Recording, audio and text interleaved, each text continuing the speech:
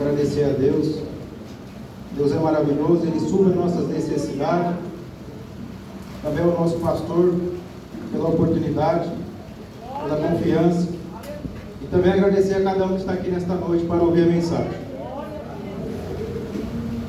A mensagem se encontra no primeiro livro de Reis, capítulo 19.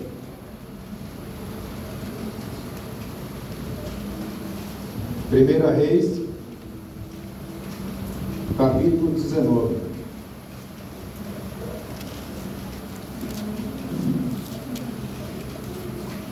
Glória a Deus. Glória a Deus. Uma história muito conhecida.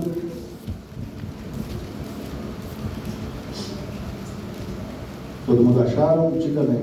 Amém. 19, versículo 4. Ele, porém, foi ao deserto, caminho de um dia, e foi sentar-se debaixo de um zimbro, e pediu para si a morte, e disse: já basta, ó Senhor, toma agora a minha vida, pois não sou melhor do que meus pais. E deitou-se e dormiu debaixo do zimbro. Então um anjo tocou e lhe disse: levanta-te e come. E ele olhou, eis que à sua cabeceira estava um pão cozido sobre as brasas e uma botija de água. Então comeu, bebeu e tomou-a e deitar-se. E o anjo do Senhor voltou uma segunda vez e tocou e disse: levanta-te e come, porque te será muito longo o caminho. E levantou-se, pois comeu e bebeu, e com a força daquela comida caminhou 40 dias e 40 noites, até Horebe, o monte de Deus. Pode sentar, glorificando a Deus. Glória a Deus. Meus irmãos, quando nós lemos essa mensagem, 1 Reis, capítulo 19, quando o profeta Elias, ele vai fugir de uma mulher, o nome dela é Jezabel. Para nós entender a história, o acontecido, nós temos que voltar um pouco atrás, aos patriarcas, a história, para nós chegar nesta mensagem de hoje. Sabemos que Deus é um Deus de aliança. Ele pegou um homem chamado Abraão, pediu que ele saísse de tua parentela, com a tua esposa Sara. E Deus vai fazer uma aliança com ele, dizendo que ele vai ter um filho. Esse filho vai ser a sua descendência. E o nome desse filho é Isaac. Isaac também vai ter uma aliança com Deus, e vai ter 2 filhos. Um é Esaú, o outro é Jacó. E continuando a história, Deus ele vai levantar José como governador. Aleluia. Como governador para guiar o povo e alimentar o povo. E depois Deus vai escolher também um homem chamado Moisés, para guiar o povo, para libertar esse povo do cativo do Egito, que Faraó fazia de cativeiro, de escravos, e viu uma escravidão. E nós vemos que Deus ele também vai levantar alguns reis. O primeiro rei é Saul, reinou 40 anos com o povo de Israel, mas foi mal aos olhos de Deus. Depois Deus levanta o rei Davi, segundo o seu coração, um homem temente a Deus, viveu ali os propósitos, ensinou o povo a adorar a Deus. E nós vimos que Israel vai começar a cair a sua vida espiritual, o seu nível de adoração para lá embaixo. Quando Jeroboão ele tem ali a divisão da casa de Israel, que nós conhecemos que de um lado é o reino do norte e do outro lado o reino do sul. Do norte são 10, do outro lado são 2. E quando Deus ele vai trazer esses reis. Esses reis vão ser maus aos olhos dele. Vão levar o povo para uma adoração para Deus pagão. E nós conhecemos que Deus, ele é o único Deus verdadeiro, que manifesta no meio do seu povo, com a manifestação do teu poder, com o fogo. Ele responde a oração, como a oração de Elias, do Monte Carmelo. Quando nós vemos que Elias, ele vai surgir no tempo do reinado de Acabe. O rei Acabe, ele foi mau aos olhos de Deus, mais do que seu pai, o rei Onre. Porque nós vimos que Onre foi mau aos outros reis antes dele, mas quando ele assume o reinado do seu pai, Onre, ele vai agora assumir um nível mais alto, de ser aquele homem que não agrada a Deus, levando o povo para um culto pagão. Então isso vai fazer que Deus não se agrada, porque Deus não divide a sua glória com ninguém. E quando nós vemos que Deus levanta um homem chamado Elias, conhecido como Tisbita, que a Bíblia fala, um morador da montanha de Gileade, um homem que vivia afastado, um homem que vivia uma distância do povo de Israel, mas de longe ele acompanhava aquela casa de Israel, as suas adorações, através do rei Acabe e de sua esposa Jezabel. Glória a Deus.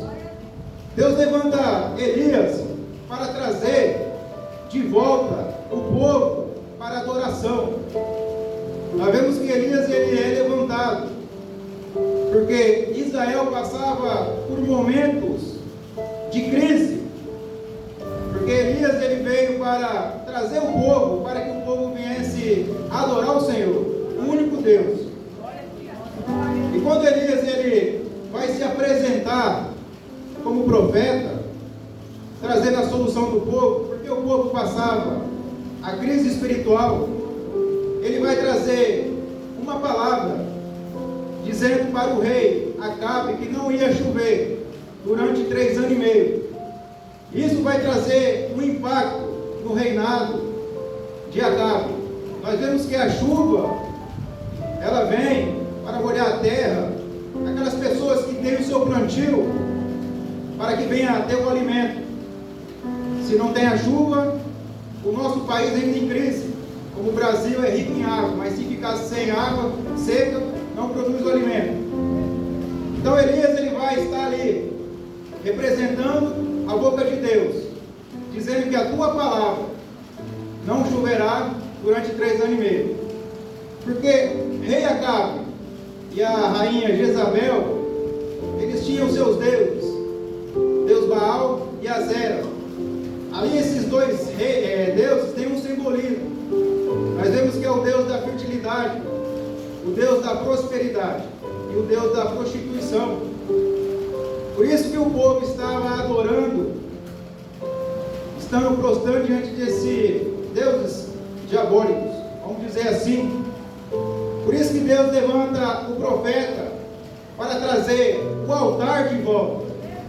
E nós vemos quando o profeta Elias, ele vai convocar aquele povo para que venha ouvir a tua voz, a tua palavra, para que eles venham andar no caminho do Senhor. Aleluia. E a palavra de Elias é o seguinte: até quando vocês vão andar em 2 caminhos, em 2 pensamentos?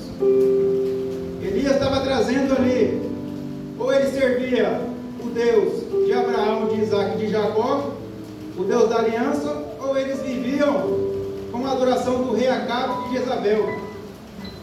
E o povo achou esta palavra muito boa, quando Elias falou que ele ia convocar os profetas, os falsos profetas de Baal e de Azera. A gente conhece um pouco a história, sabemos que um profeta de Deus contra 950 profetas de Baal, no Monte Carmelo. Elias está trazendo a edificar aquele altar, porque estava o altar de Acabe e Jezabel, adoração aos ídolos. E quando Elias ele vai edificar, e ele vai orar ao Senhor, uma oração curta, uma oração que demorou 1 minuto, vamos colocar, dizendo: o Deus de Abraão, o Deus de Isaac e o Deus de Jacó. Deus ele responde à oração do profeta com fogo, queimando o holocausto, queimando o bezerro que estava posto, a madeira e as 12 pedras, que representavam as 12 tribos. E nós vemos que ele vai estar restaurando. E a partir desse evento que aconteceu, Deus vai agora falar para o profeta: avisa o rei Acabe, que eu enviarei chuva. Nós vimos que aqui Deus vai enviar chuva, porque o altar foi restaurado. Porque nós vimos que Deus ele fez um castigo para aquele povo e para aquele rei, e só ia mandar a chuva quando o altar fosse restaurado. Porque nós vimos que quando Elias estava ali e o povo viu aquele fogo sendo respondido por Deus, o povo se inclinaram e viu que Deus é o Deus de Israel. Aleluia. Só o Senhor é Deus. Só o Senhor é Deus. Glória a Deus. Como nós vemos, Elias, o seu ministério não foi fácil. A gente vê que ele é o homem do fogo conhecido, que fez cair fogo, foi levado ao céu numa carruagem de fogo. Ele fez cessar a chuva e fez chover. Aleluia. Só que nós vemos que o ministério dele também tem crise. Como assim, o cristão não é só maravilha. Também tem os momentos da adversidade, das aflições, do medo que passamos. Mas nós temos que ver, e isso faz parte do processo de Deus na nossa vida. Porque nós vamos viver alto e baixo. É como você vai passar pelo médico, fazer um exame de coração, você vê que o aparelhinho está subindo e descendo ali, ó. Fica oscilando. Ali está dizendo que você está em cima e está embaixo, está em cima e embaixo. É assim como nós. E assim como o profeta passou também no seu ministério uma crise. Vemos que ele estava ali, confrontando. Era um conflito contra esse rei e essa rainha. Porque eles eram maus aos olhos do Senhor. Eles não viviam a vontade de Deus. Eles não faziam aquilo para agradar a Deus. A Bíblia diz que Acabe casou com Jezabel para irritar mais a Deus. Duas pessoas incrédulas, duas pessoas que desviavam do caminho da palavra de Deus, porque a palavra de Deus é verdade. E quando nós vemos Elias, ele vai confrontar, não vai ser fácil, mas ele não esqueceu que o seu nome é Elias e Jeová é Deus, representa o nome dele. Seus pais colocaram, porque conhecia o Deus de Israel. E também nós vamos trazer aqui uma lição, como o profeta passou, assim também nós também vamos passar. O processo, ele faz parte, mas Deus sempre vai ter a provisão para cada um, que leva a sua palavra, a sua verdade adiante. Aleluia! A primeira lição, a provisão de Deus para o profeta. Quando o profeta anunciou que não ia chover, a palavra do Senhor veio a ele: vá junto ao rio, aliás, o ribeiro de Querite, próximo ao Jordão. Ali você fica, ali é uma horta que Deus deu para ele. E lá ele vai ser alimentado por aves. A palavra diz que é corvos, como que um pássaro alimenta um homem. É só Deus que faz isso. Aleluia! De pegar o pão e a carne e levar para o profeta, para alimentar o seu profeta. E nós vimos que a água do ribeiro de Querite, ele vai tomar água dali, saciar a sua sede. Ali é um tempo que ele vai ficar, porque Deus deu uma ordem para ele. E quando nós vemos que Deus fala a segunda palavra, dizendo para ele descer para uma casa de uma viúva lá de Serepta, agora vai ser a segunda lição. A casa da viúva.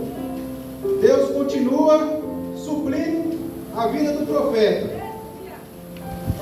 Nós vimos que já não chovia em Samaria, onde o rei estava reinando. Nós vimos que Deus ele vai levar o profeta para uma casa de uma viúva. E quando ele entra na cidade de Sarepta, a viúva estava catando lenhas. E ele vai dizer: faça um bolo. E a viúva vai dizer: eu tenho só um pouco de farinha na panela e um pouco de azeite na botija. Nós vemos que o profeta ele vai para um lugar que está escasseando o alimento, a chuva, mas Deus é maravilhoso, ele vai suprir a necessidade daquele profeta e da viúva, porque o profeta vai lançar mais uma palavra dizendo: faça um bolo. E nós vemos que ela vai fazer da forma que ele disse, porque Deus vai suprir até a chuva não descer, a sua panela e a sua botija será derramada. Aleluia. Vai ter fartura, vai ter multiplicação. E nós vemos que para saciar a fome daquele profeta, suprir a necessidade, e para aquela viúva, nós vemos que a viúva, ela já perdeu seu marido, e ela tem um filho, e esse filho é pequeno. E nós vimos que quando Elias estava ali para suprir a necessidade daquela viúva, que ela já perdeu seu marido, Deus ele tem um amor, um carinho, um cuidado com viúva e com órfãos. Elias estava ali representando Deus na casa daquela viúva, trazendo o suprimento, o alimento que ela precisava para todos os seus dias estar alimentando. Aleluia. Então Elias também vai fazer e realizar um milagre na casa dessa viúva. Quando Elias estava ali, esse menino veio enfermo. E essa mulher vai dizer: você veio aqui, homem de Deus, para mostrar a minha iniquidade, trazer para mim isto, este mal. Elias vai pegar esse menino no colo, vai levar para o seu quarto, e ali Elias vai estar orando ao Senhor 3 vezes, e o fôlego, a alma volta novamente. Aleluia. Nós vimos que Deus estava suprindo a casa daquela viúva. Naquele tempo estava sem chuva e sem alimento. Glória a Deus. Aleluia. Glória a Deus. Louvado seja Deus. Meus irmãos, o rei Acabe e Jezabel, eles foram tão cruel nos seus reinados ali, que eles mataram os profetas de Deus. Nós vemos que os profetas foram mortos. Mas tinha um homem, um servo, um mordomo na casa do rei. O nome dele é Obadias. Este homem ele temia ao Senhor, mesmo ele na casa do rei, da idolatria. Ele estava ali e ele viu aquela situação. Ele pega 100 profetas e leva para uma caverna. E ali são 100 homens. Um homem para tratar de 100 homens é difícil. Só que nós vimos que quando Deus ele quer poupar a vida dos seus profetas, ele vai suprir com o alimento.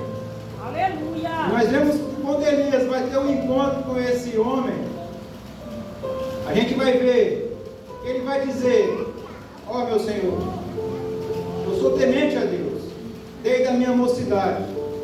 O temor desse homem, para cada um de nós, não importa se você está no mundo, não importa que você está lá fora, no meio das pessoas que praticam a iniquidade, seja igual este homem Obadias, seja temente a Deus, guarda os mandamentos do Senhor.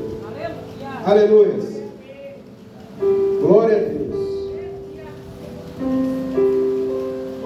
Glória a Deus. Aleluia. Louvado seja Deus.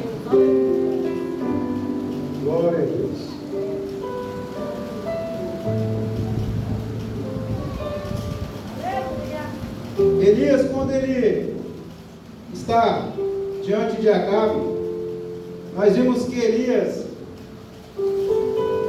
ele estava ali para representar Deus.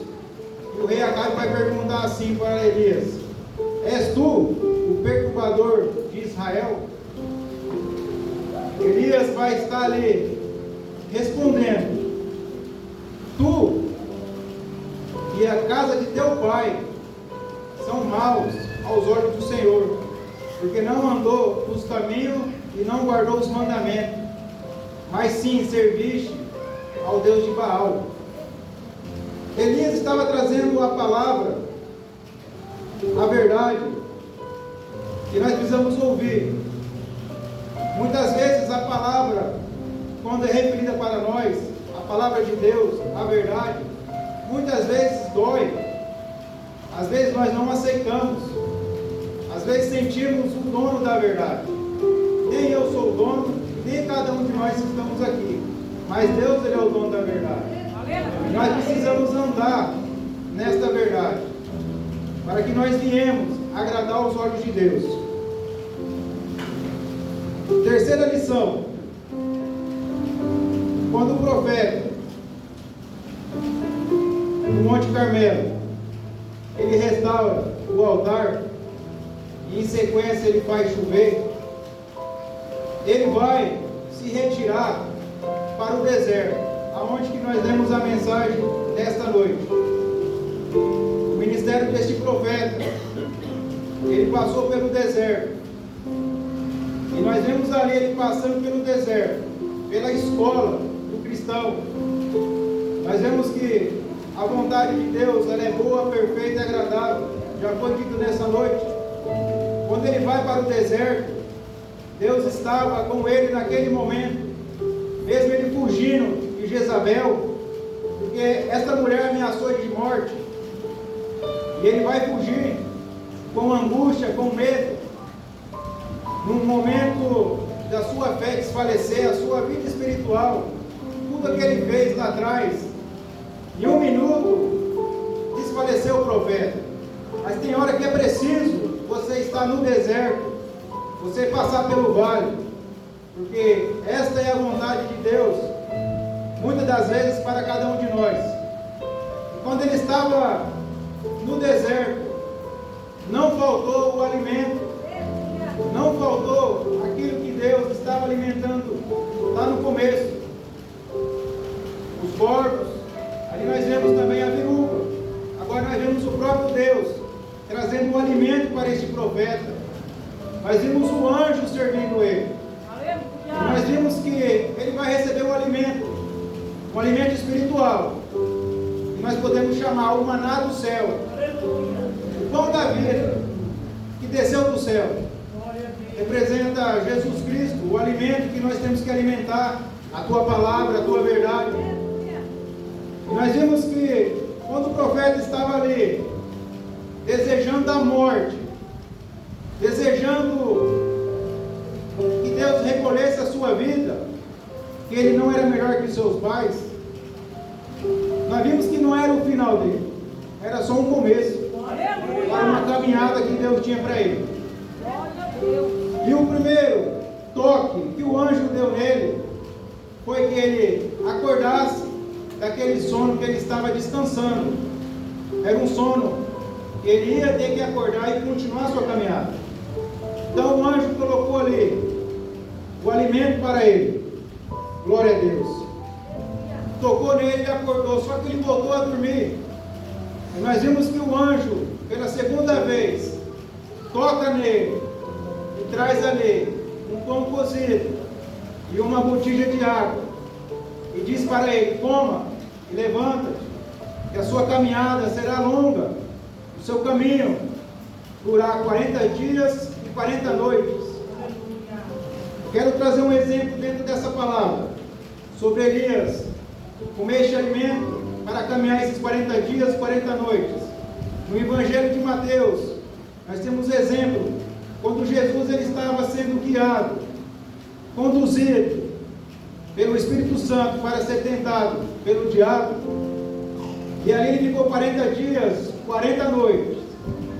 E nós vimos que o versículo 4 vai dizer que nem todo homem viverá de pão, mas sim de toda palavra que procede da boca de Deus.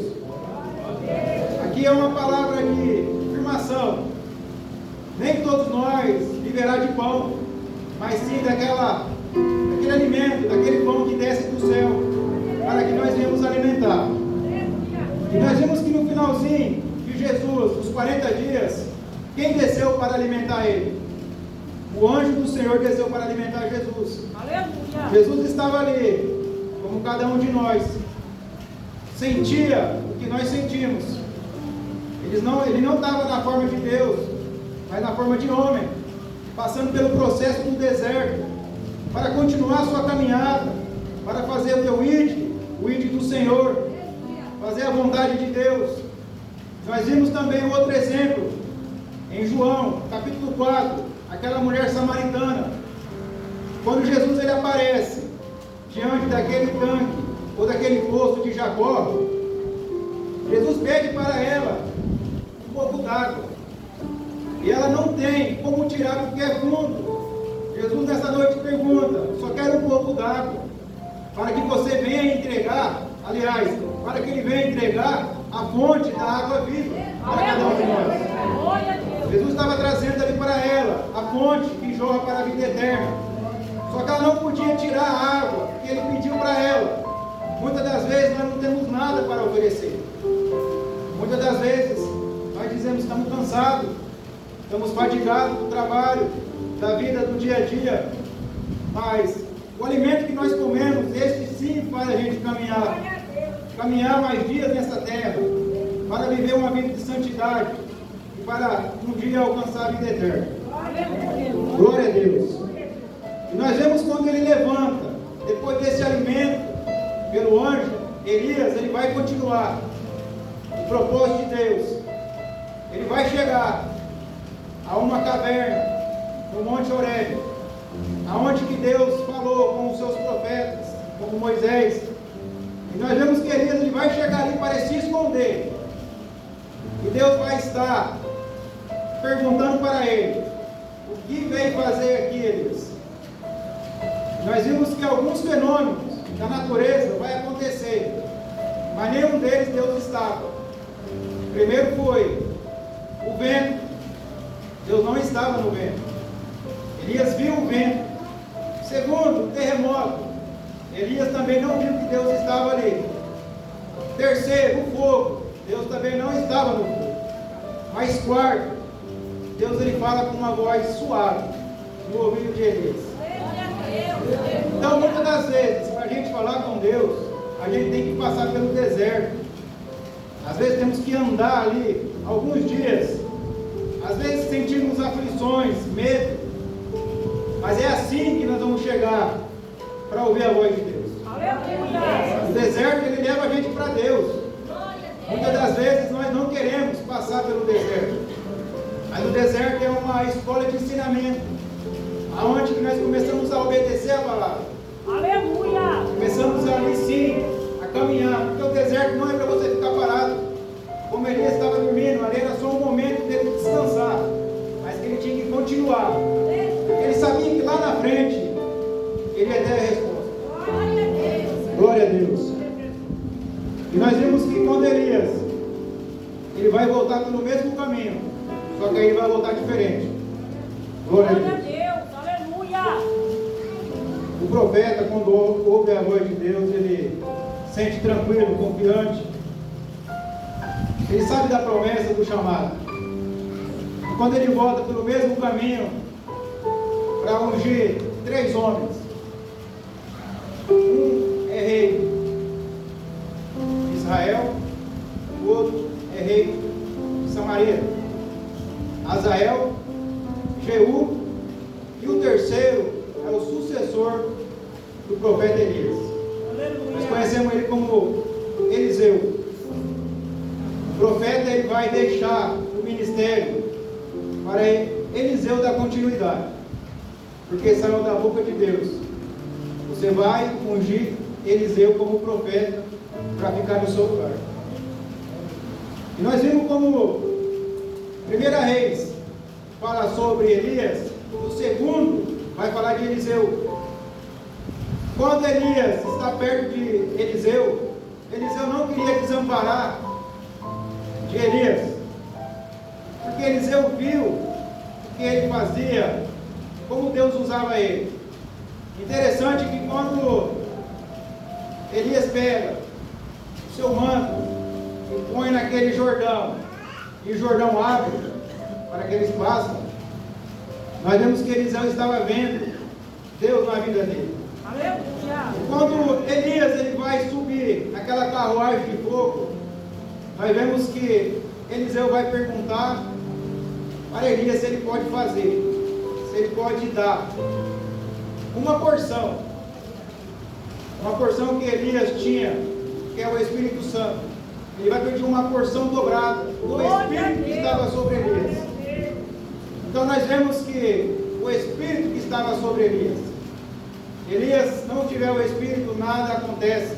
Fogo não cai, chuva não cessa, chuva não cai. Deus não dá os livramentos para ele, não dá o alimento. E nós vimos que quando Elias sobe para o céu, nós vimos que ele fez a vontade de Deus. Ele viveu os propósitos.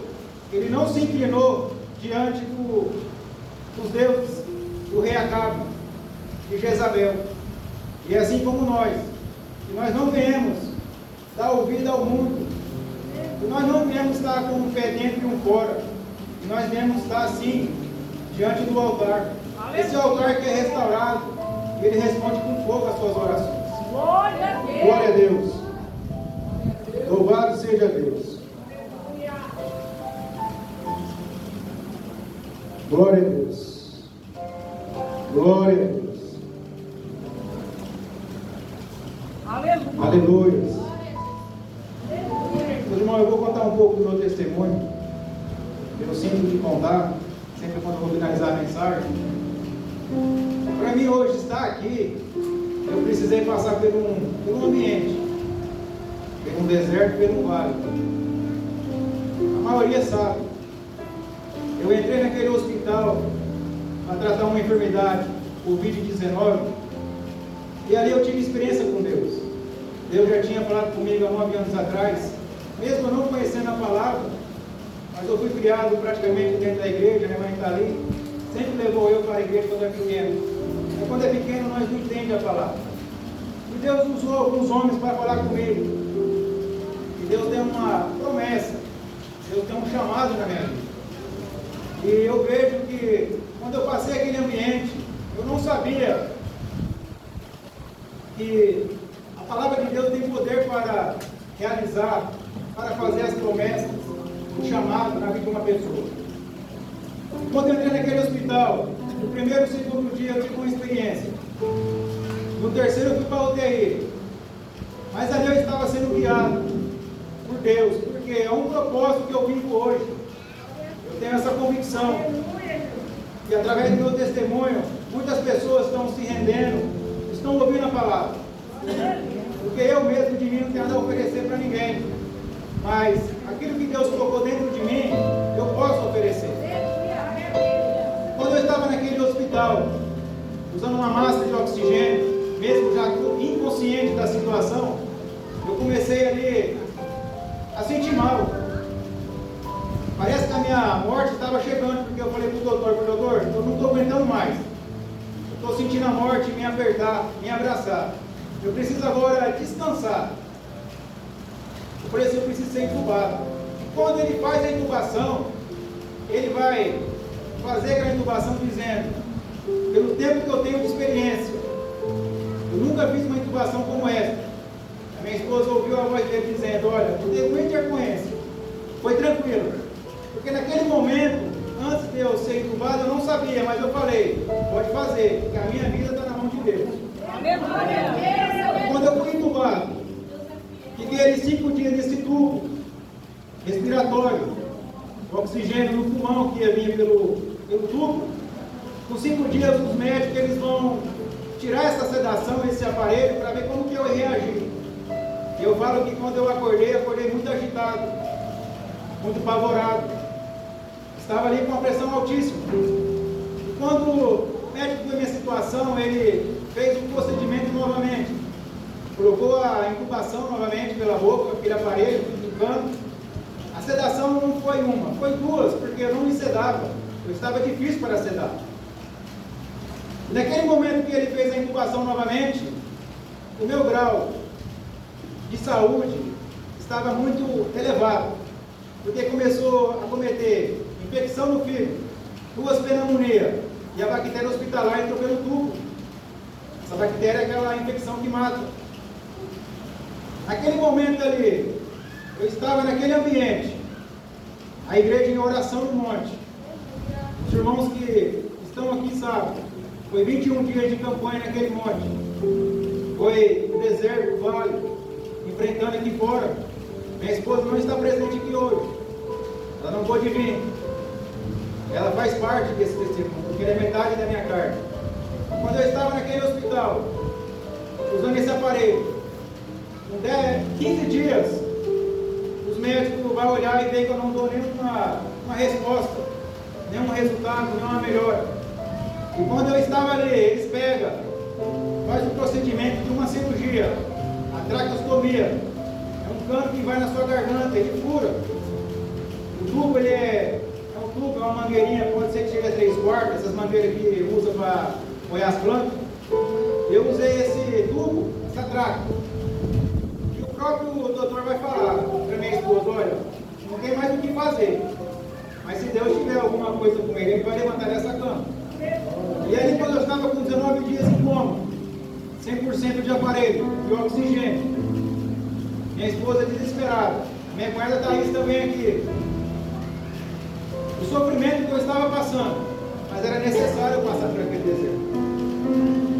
E quando eu estava ali, quando eu acordei, eu não sabia onde que eu estava, qual era o ambiente, mas eu sabia que não era agradável, porque eu era o único que estava acordado e todos estavam dormindo em coma.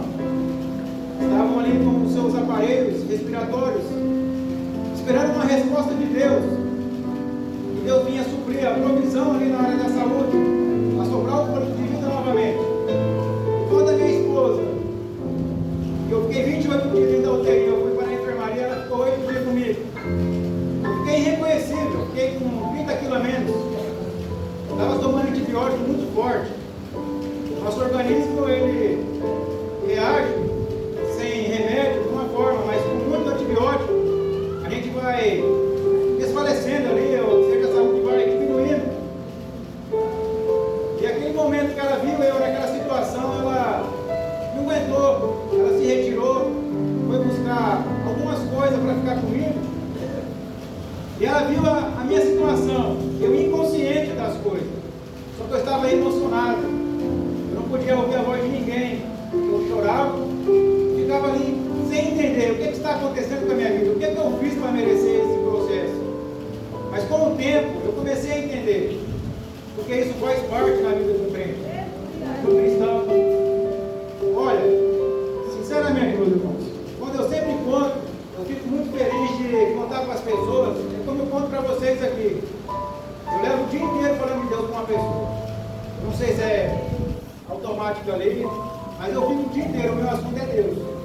Não tem outra palavra ali naquele ambiente, porque eu vejo que depois que eu desligar daquela pessoa, talvez eu não vou ver ela. Tem pessoas que vêm de Mato Grosso, Rio Grande do Sul, para fazer treinamento, e eu falo, cadê essa? De semear a palavra. E quando eu estava naquela enfermaria, voltando, eu vou receber alta, eu fui para casa, e ali eu fiquei debilitado. Eu tive que aprender a andar, tive que aprender a respirar novamente. Eu tive que alimentar, eu alimentava por sonda. Eu urinava por sonda, usava fralda, é como se fosse uma criança, um nascimento ali. E quando eu fui para casa, minha esposa dando aquele alimento, eu precisava ali, que era um pezinho de galinha, era um músculo para fortalecer os meus músculos que eu tinha perdido. Só que o alimento mais que eu comecei a buscar foi a palavra.